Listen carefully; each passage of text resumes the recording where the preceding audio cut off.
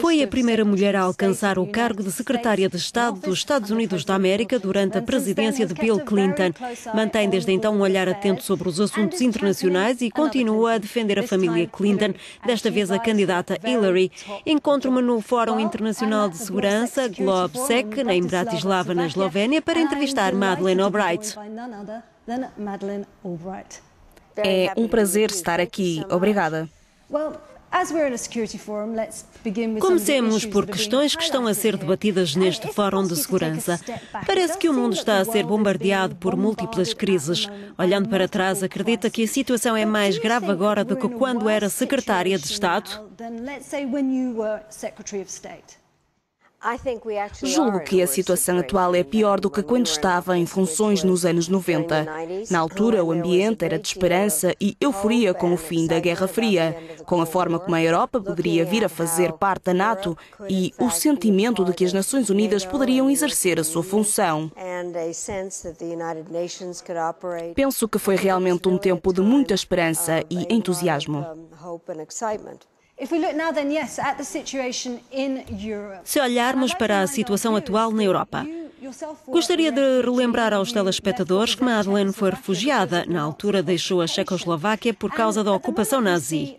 Atualmente assistimos a um aumento do populismo em toda a Europa. Houve ecos dos dias negros da sua infância?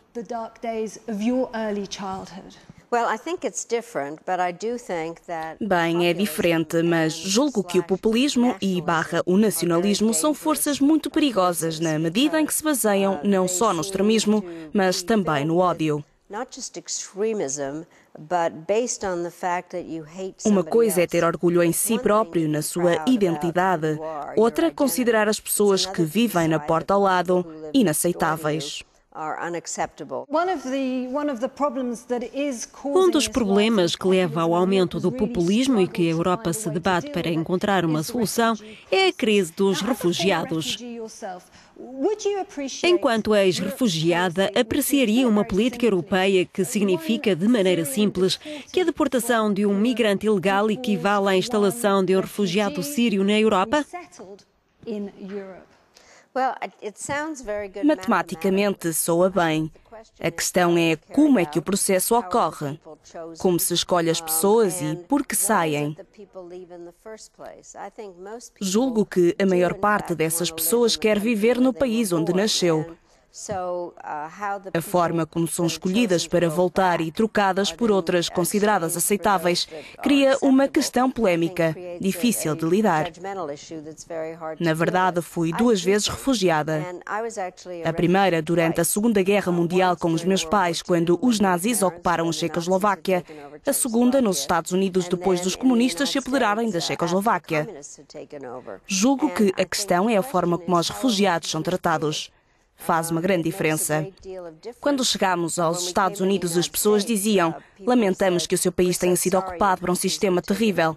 Como podemos ajudar? Aqui é bem-vinda. Quando se tornará cidadã? Perguntas que já não ouvimos com frequência. Qual é a sua opinião sobre a resposta europeia? É difícil ser crítica porque acho que os Estados Unidos deveriam fazer mais. Não é fácil dizer aos outros o que fazer se nós não estamos a acolher mais pessoas. Isto pode parecer peculiar neste momento, mas gostava que as pessoas vissem a questão dos refugiados como um fator positivo. Muitas das pessoas que fogem da Síria são instruídas, hábeis e empreendedoras. Acredito que tratarmos as pessoas como cães, não as reconhecermos como seres humanos, e de seguida colocando-as em locais onde são apenas vistas como um grupo de pessoas, estamos a desafiar a multietnicidade, que deveria ser a marca do século XXI.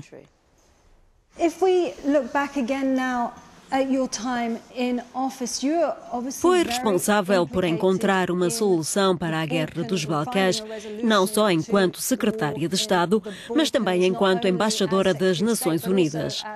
Deve ter acompanhado de perto os julgamentos e recentes vereditos.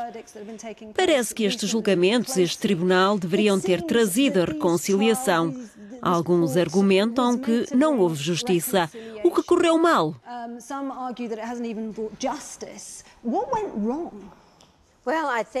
Bem, na minha opinião, os tribunais estiveram bem.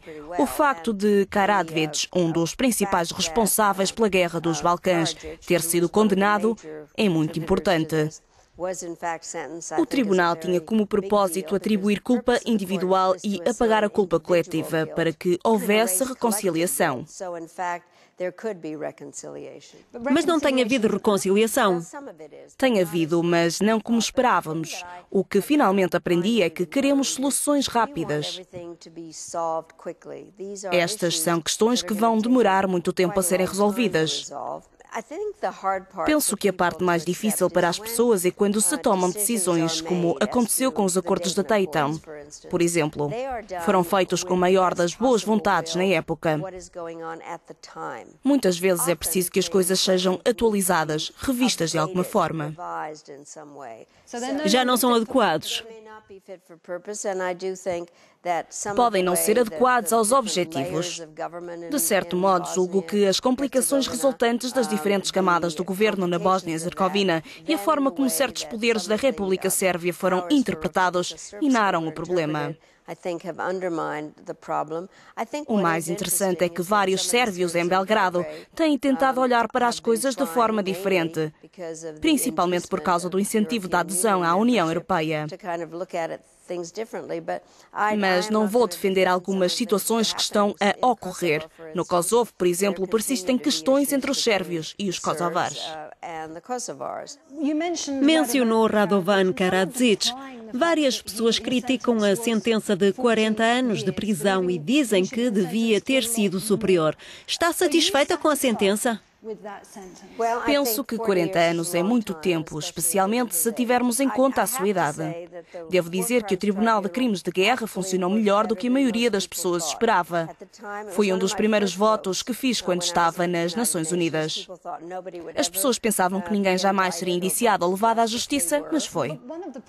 Mas um dos problemas foi a duração dos julgamentos. Gostava que tivessem sido mais rápidos, mas prefiro ser otimista e perceber que foram dados passos em frente.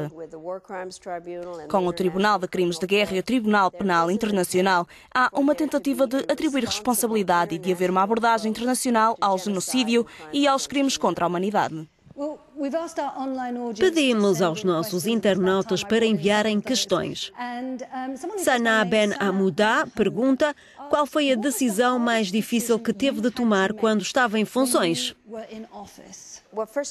Antes de mais, nunca esperei ser secretária de Estado ou até embaixadora das Nações Unidas.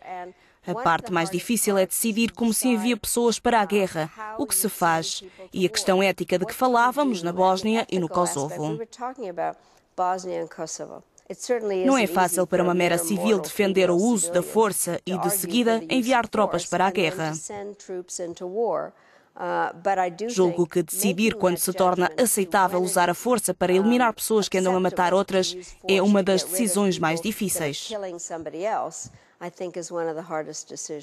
Mantém essa decisão? Mantenho, definitivamente. Sei que muitas pessoas criticam.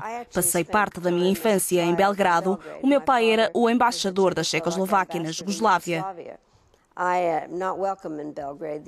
Hoje em dia não sou bem-vinda em Belgrado, mas acredito que o que fizemos foi a resposta necessária ao que estava a ser feito por Milosevic e Karadzic. Dar a oportunidade aos bósnios e aos kosovares de tomarem decisões em relação ao rumo dos seus países.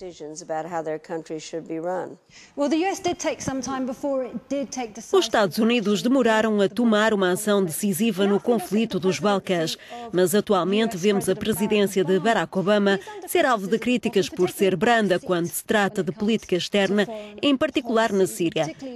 Como se avalia o impacto dessa decisão de não intervir militarmente na Síria?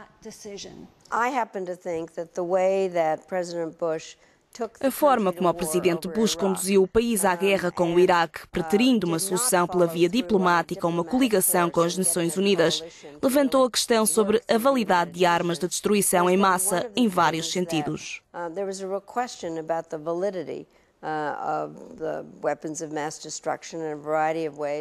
Portanto, o presidente Obama foi eleito para pôr fim às guerras no Iraque e no Afeganistão.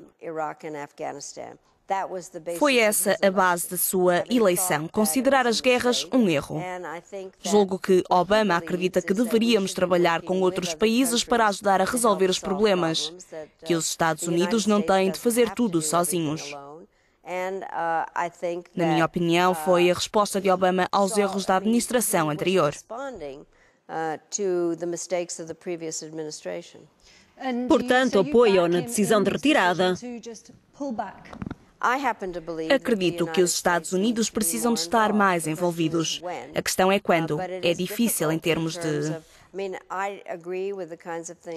Mais envolvidos na Síria? Na Síria, bem, de uma forma geral. A secretária Clinton defende uma área de segurança e é a favor de uma zona de exclusão aérea na Síria. Na minha opinião, esta medida devia ter sido tomada mais cedo. Gostaria que tivéssemos sabido mais cedo quem eram os grupos rebeldes. Mas a parte mais difícil, e estou a ser muito cuidadosa quando digo isto, é que as opiniões foram criadas com base em decisões tomadas durante a administração Clinton. É fácil estar de fora e opinar sobre o que deveria ter acontecido. As pessoas em funções tomam decisões com base nas informações que têm no momento. Pessoalmente, gostava que tivéssemos agido mais cedo na Síria. Tocou num assunto que me remete para uma questão feita nas nossas redes sociais. O utilizador de internet com o nome de Udrace pergunta qual deve ser o papel dos Estados Unidos no mundo. Deve ser a questão mais difícil até ao momento. A América é um país peculiar. Não somos uma potência colonial, não queremos ser os polícias do mundo. Em vários aspectos é difícil descobrir quando nos devemos ou não envolver. Somos criticados em ambas as opções. Para si, qual seria a melhor conquista da política externa do presidente Obama? Acho que as conquistas foram várias. A forma como lidou com Osama Bin Laden foi uma decisão difícil. Os passos dados em direção a uma melhor relação com a Ásia.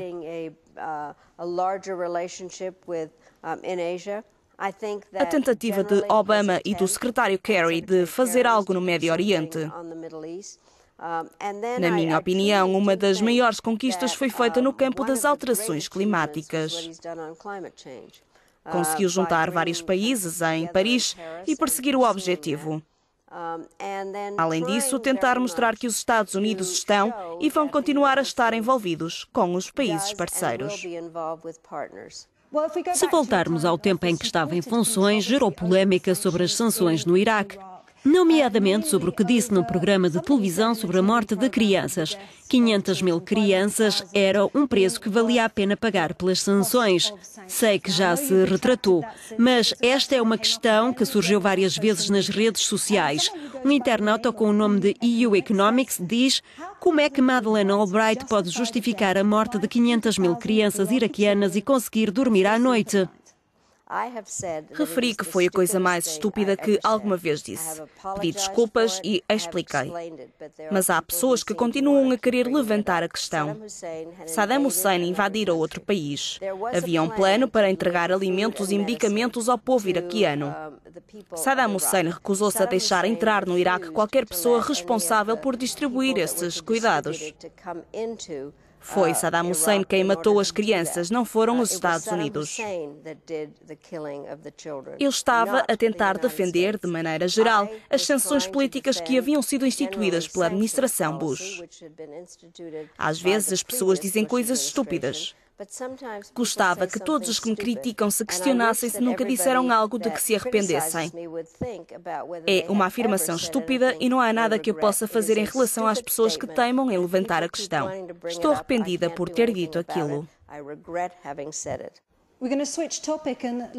Vamos mudar de assunto e olhar para a atual presidência dos Estados Unidos. A Madeleine é uma apoiante fervorosa de Hillary Clinton. Os críticos, porém, dizem que ela é estéril, muito encenada e está demasiado desesperada pelo posto. É isso que afasta as pessoas? Qual é a sua resposta? Bom, acho que estão errados. Acho que é uma mulher notável, muito dedicada ao serviço público.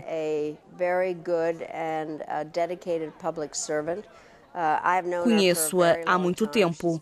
É muito inteligente, trabalha afincadamente e tem mais experiência do que qualquer pessoa que já tenha concorrido à presidência dos Estados Unidos. Ela ouve as pessoas do país e do estrangeiro.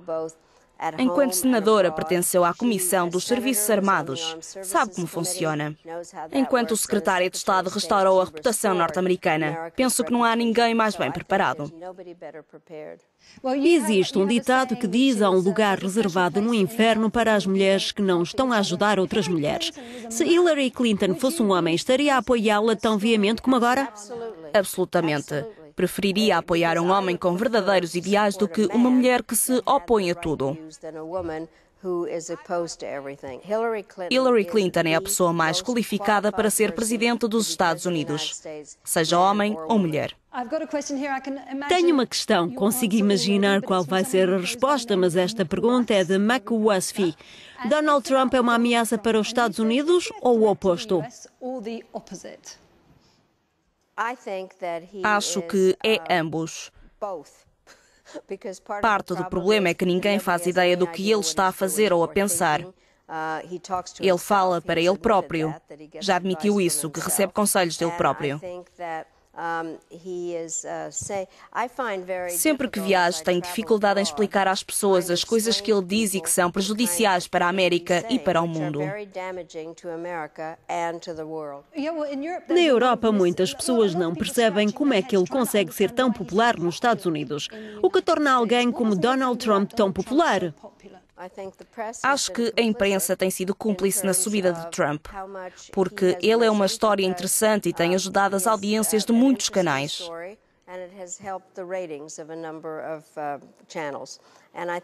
Isto é parte do problema.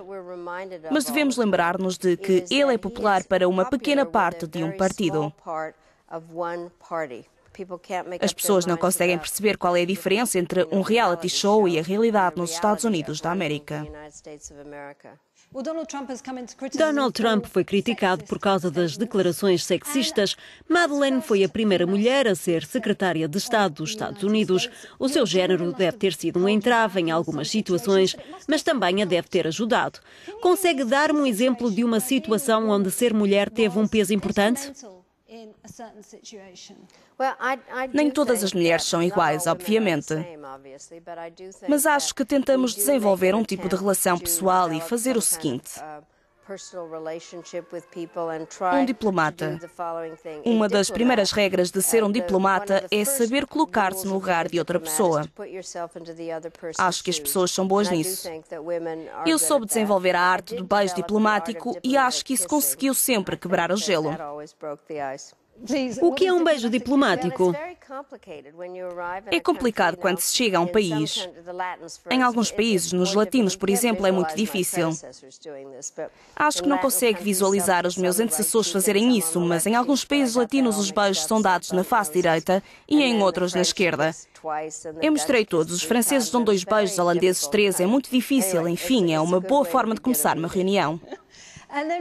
Finalmente, é impossível entrevistar Madeleine Albright sem abordar a questão dos alfinetes de peito. Qual foi o momento mais marcante da alfineta ao peito? Mais marcante? Foram vários. Às vezes faço as coisas certas, outras as erradas. O maior erro foi levar um alfinete de peito com os 3 macacos sábios num encontro com o presidente Putin. Símbolo chinês que significa não olhe para o mal, não escute o mal, não pronuncie o mal.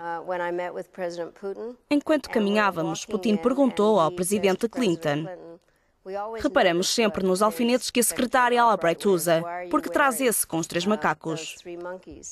Eu respondi, porque considero a sua política na Chechênia diabólica. Putin ficou chateado e com razão. Hoje voltaria a usar o alfinete com os 3 macacos porque penso que algumas das coisas que Putin faz são demoníacas. O que significa o alfinete de peito que traz? Bem, este tem 2 globos e pareceu-me o mais adequado para uma conferência que tem muito de global. Achei que seria engraçado usá-lo. Assim terminamos a entrevista. Obrigada. Great. Thank you so much. Thank you.